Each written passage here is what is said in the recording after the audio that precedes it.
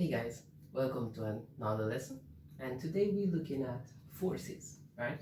So we're just going to look at the definition and the types of forces that there are, right? So a force is actually a push, a pull, squeeze, a twist, right? That causes a change in an object state of rest or the direction that it's moving, or cause it to actually start to accelerate or decelerate, or it actually change the size of the object or the direction in which it's going, right? So the push, pull, squeeze, or twist is just any action, right? So it's anything that is being done to an object to cause these changes, right? Now, the unit of force is Newton, and as you know, would name after Isaac Newton, because he was the one with the apple on the head, right? You all know that, right? So the two categories that we have of forces are either they are contact forces or non-contact forces, right? So a contact force is where what's causing the force, right, or what produces the force has to touch the object, right? So what's producing a change in direction, it has to touch the object for it to change the direction, or change the size, it has to touch the object for it to change the size, right? Therefore, for non-contact, it doesn't have to touch, right? So you don't need to, what's causing the force don't need to touch the object in order for it to change direction or change size or change motion, right? So those are the two categories of forces, right? So let's look at the types, right? So we're going to look at 8 types of forces and focus a little bit more on the last one there, right? So let's go elastic. So elastic force is that retarding force, or is a restoring force that when you stretch an object, it comes back to its original position, right? So elastic, so anything that is elastic means that if you stretch it or you compress it, it has a tendency to come back to its normal shape. So that's because of its elastic force, right? The nuclear force, right? So within the atoms within the nucleus of atoms, right? There are protons and neutrons, right? And on the shells, they have electrons. So there is an attractive force between these particles, right? And especially in the nucleus, there is an attractive force that keeps the neutrons and the protons together, right? So that force is known as your nuclear force. Magnetic, right? So we all know magnets, right? So a magnetic force is created based on materials, right? That causes another metallic material to be attracted to it, right? And then electrical forces, right?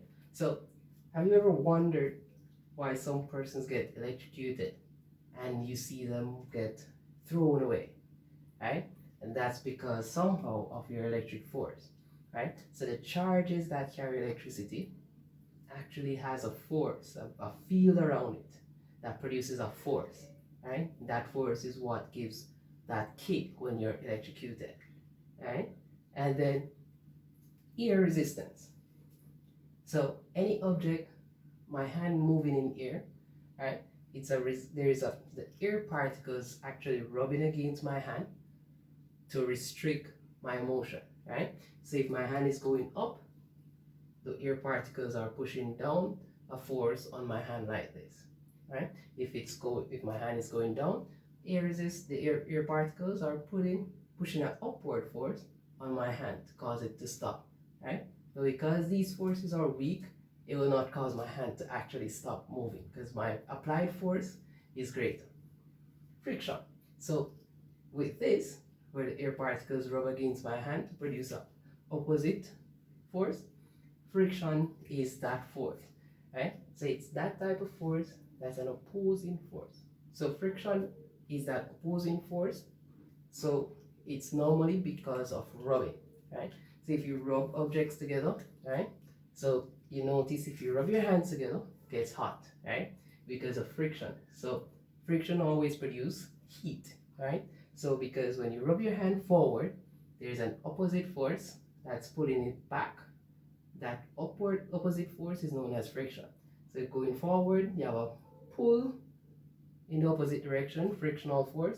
If you rub it this way, you have a pull in the next direction, right? Now, friction is important, right, in our everyday life. Example, a car. So driving your car with your tires on the road, it rubs against the road, so we have friction, right? So that's the reason why the car wheels are manufactured with those grits. So it can actually cause more friction in order for the car to actually stay on the road. If it gets smooth, you notice that those cars are hard to stop, right? And if there's any liquid, it normally slides instead of actually gripping the road, right? So friction can be both good and bad. Upthrust, right? So this force is also called the buoyancy force, right? So when objects are placed in liquids or fluids, right, then it exhibits a force that's push it upward, right? So if I put this marker in water, right, the weight of the marker will go down, but we have the water actually putting a force on the marker to keep it up, right? So that's one reason why objects float in liquids, right? Because the upthrust will be greater than the weight of the object. And then finally, gravitational force, right? So gravity force is somehow a hard force to explain, right? So I'm going to try my best to see how I can break it down for you guys. All right, so with gravitational force, right? So the nature of this force is due to large masses, and we talk about large masses like planets, right? So we have the sun and earth.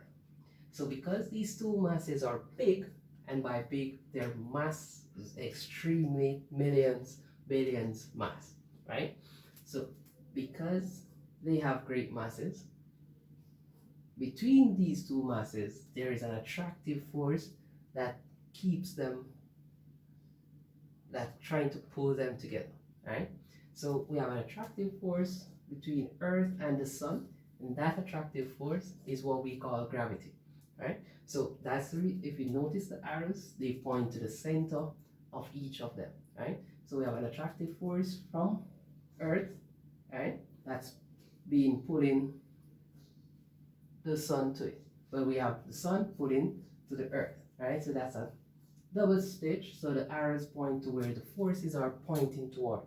So that's why if you have an object on earth, right, we have this, I let it go, it falls, right, because it's trying to go to the center of the earth. So that's gravity, right? Now this force actually is experienced with any object on earth, right? So if I'm here and someone else is here, there is an attractive force, a gravitational attractive force, but because our masses are not that big, we're not going to feel that attractive force, right? So that's what gravitational force is. And we have an equation, right? Because gravitational force actually affects what we call weight. So the weight of an object is the effect of gravity on it, right? And the effect of gravity on it is based on the mass. So how much mass the object has will determine its weight, right? So weight is equal to mass times gravitational acceleration. So gravitational acceleration G is 10 meters per second squared, right? So this is a constant. So on Earth, this value remains the same right throughout, right? So that means if I'm on Earth and I have a specific mass, right?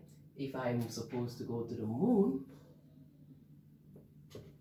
where G on the moon is 1.63 meters per second squared, then you notice what will happen to your weight, right?